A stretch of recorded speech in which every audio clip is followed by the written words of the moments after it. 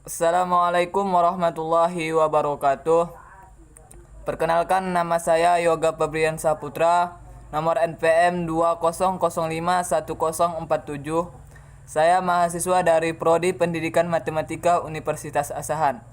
Di sini saya ingin menyampaikan sebuah materi tentang konsep filsafat berdasarkan para tokoh pendidikan Indonesia dan berdasarkan para ahli. Langsung saja. Konsep filsafat berdasarkan para tokoh pendidikan Indonesia.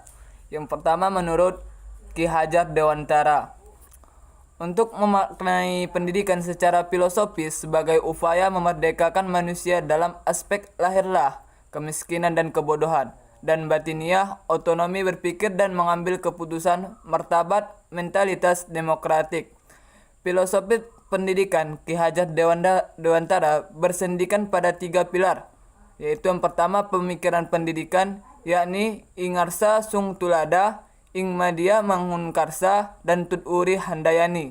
Kemudian dijawantahkan dalam sistem Among, Momong, Ngemong dalam proses pembelajaran, dan bertolak dari filosofi pendidikan Ki Hajar Dewantara. Maka pendidikan harus menjamin terjadinya proses transformasi knowledge menuju proses transformasi nilai atau value. Berkaitan dengan hal ini, maka disarankan kepada penulis lainnya untuk menggali lebih mendalam lagi mengenai tokoh Ki Hajar Dewantara sebagai tokoh pendidikan yang sangat berjasa mengembangkan pendidikan di Indonesia pada zamannya.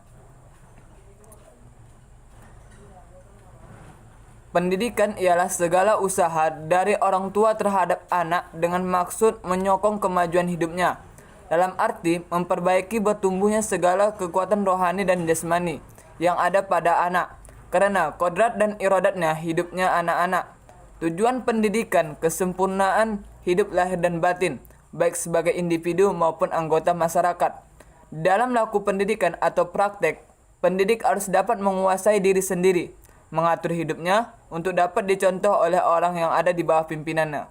Ia sebagai panutan dari segala guru tersebut. Guru harus dapat digugu dan ditiru. Guru bukan hanya pengajar, tetapi juga pemimpin atau pengajar ilmu penuntun laku. Pendidikan berlangsung dalam 3 pusat, yaitu Trisandra Pendidikan, yaitu keluarga, sekolah, dan lingkungan sosial. Prinsip pendidikan itu ada konsep trikon kontinuitas, yaitu budaya sendiri berlangsung lestari, tetapi terbuka terhadap budaya lain. Kemudian, sistem pendidikan. Sistem pendidikan Among mengasuh anak. Guru adalah pamong. Wajib mengajar dan memberi ilmu dan mendidik menuntun budi pekerti dengan dasar kekeluargaan, seolah merupakan rumah kedua bagi anak. Guru seperti bapak dan ibu mengayomi. Perkara Indonesia berada pada situasi peralihan budaya. Pendidikan merupakan suatu budaya integrasi bagi sesama. Pendidikan terjadi dengan hidup bersama. Proses pendidikan adalah proses pembudayaan. Ada 2 langkah proses. Yang pertama, homonisasi menuju humanisasi, yaitu pembudayaan diri dan lingkungan, pematangan diri secara fisik, biologis, dan budaya. Humanisasi, pemanusiaan kultural yang terdiri dari 4 dimensi. Yang pertama, dimensi ekonomis. Yang kedua, mengolah materi. Yang kedua, dimensi teknik, yaitu mengolah potensi dunia materi sesuai hukum ilmu teknik. Yang ketiga, dimensi kebudayaan, yaitu ekspresi diri manusia saat mengolah dan mengangkat alam dengan menggunakan kekuatan akal. Dan yang keempat atau yang terakhir, dimensi peradaban, yaitu proses mempersantun ekspresi dalam budi bahasa dan ungkapan yang beradaban. Singkatnya, memanusiakan manusia muda berarti menjadikan insan yang tanggap dan bertanggung jawab. Konsep filsafat pendidikan menurut para ahli. Yang pertama menurut Plato yang dibukukan pada tahun 427 sebelum Masehi sampai 348 sebelum Masehi. Filsafat adalah ilmu pengetahuan yang berminat mencapai kebenaran yang asli. Itu menurut Plato.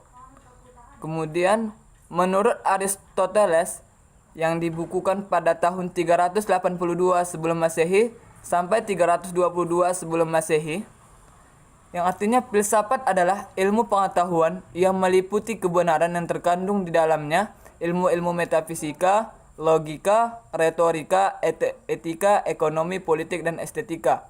Yang dimana ilmu pengetahuan tersebut mengandung melengkapi dari pembelajaran lainnya. Yang di situ terdapat ada sistem logika, ada sistem politik. Dia semua pengetahuannya meliputi kebenaran. Kemudian menurut dari Al-Farabi yang dibukukan pada tahun 870 Masehi sampai 950 Masehi. Yang artinya filsafat adalah ilmu pengetahuan tentang alam maupun wujud bagaimana hakikat yang sebenarnya. Maksudnya ialah ini adalah ilmu pengetahuan tentang alam yang bagaimana sebenarnya terjadi alam tersebut.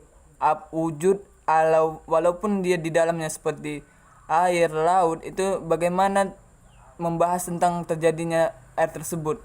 Ini pengkajian tentang bagaimana wujud dari bumi tersebut. Kemudian menurut Descartes yang dibukukan pada tahun 1590 Masehi sampai 1650 Masehi.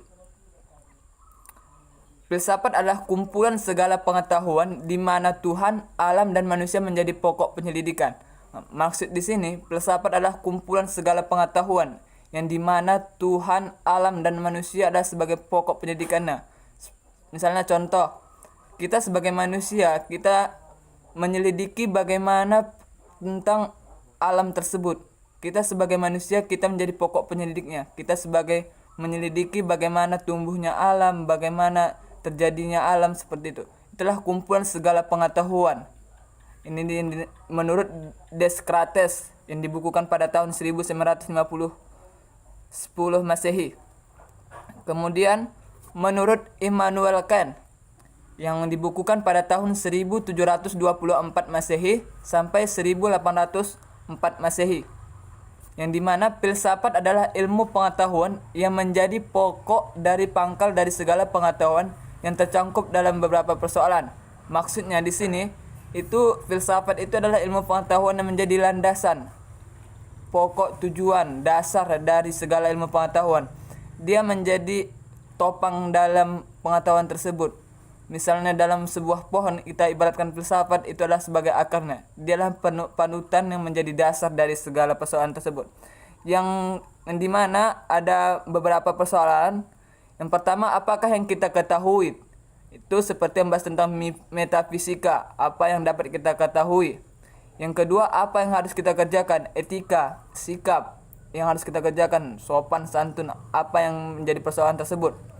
Yang ketiga, sampai di manakah harapan kita ataupun agama, sejauh mana pandangan hidup kita, harapan kita ke depannya.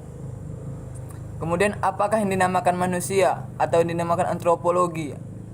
Itu membahas tentang bagaimana manusia tersebut bekerja, apa dinamakan manusia. Kemudian menurut dari I.R. Pujadijatna, filsafat ialah ilmu yang mencari sebab sedalam-dalamnya bagi segala sesuatu yang ada dan mungkin ada. Maksudnya di sini menurut Pujadijatna ini adalah ilmu yang membahas sebab sedalam-dalamnya dan mungkin terjadi. Misalnya sejarah, dia ilmu yang membahas tentang bagaimana terjadi peristiwa tersebut. Dia membahas sampai sedalam-dalamnya, sampai tuntas, dimulai dari awal sampai akhir tanpa ada melewatkan satu pun. Dia membahas sampai sehabis-habisnya sehingga dia dapat mencari kebenaran dari filsafat tersebut. Bagaimana apa yang terjadi, dia mencari kebenaran yang faktanya. Kemudian menurut W.M. Baker S.Y, filsafat adalah refleksi rasional, fix, nazar, ma'rifat atau rakyat atau keseluruhan keadaan untuk mencapai hakikat dan memperoleh hikmah. Maksudnya di sini adalah refleksi keseluruhan keadaan, yaitu bagaimana keseluruhan keadaan itu mencapai hakikat, ada hikmah dari pembelajaran tersebut. Dia mencapai dari awal sampai akhir, dia mencari bagaimana apa manfaat dari mempelajari tersebut. Ada kegunaan apa, memperoleh pembelajaran apa, hikmah apa yang dapat kita ambil dari keseluruhan tersebut.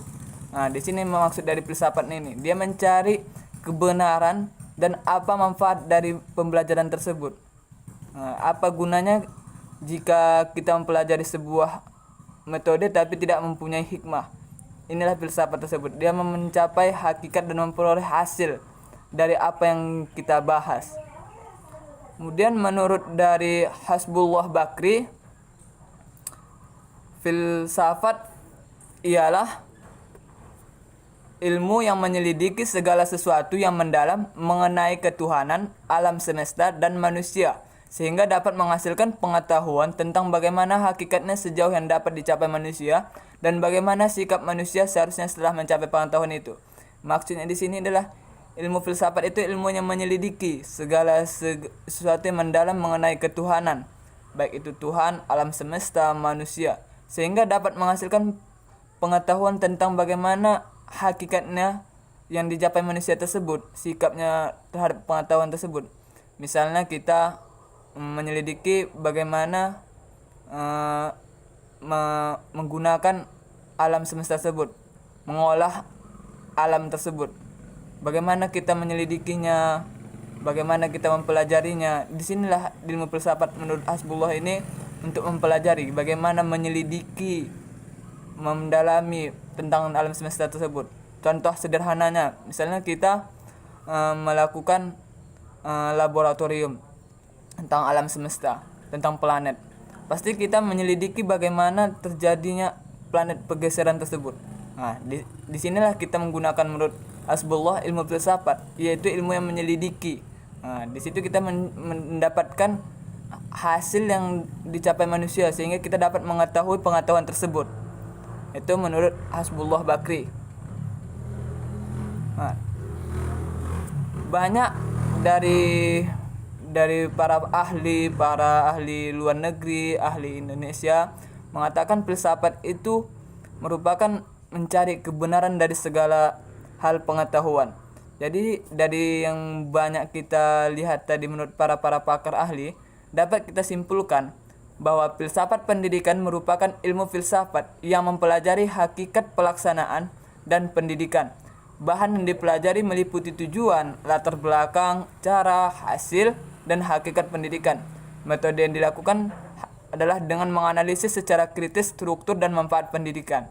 Dapat kita simpulkan tadi kan, kita menggunakan metode apa yang dalam melakukan pendidikan tersebut, dan kita berpikir kritis untuk mencari jawaban bagaimana apa yang terjadi dari penelitian tersebut.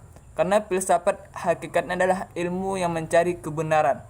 Jadi dari situlah kita dapat simpulkan bahwa kita harus menggunakan ilmu filsafat demi mencapai hasil dan tujuan yang bagus dan mempunyai pemikiran yang kritis dan secara universal dalam memanfaatkan pendidikan, baik itu di luar maupun di dalam.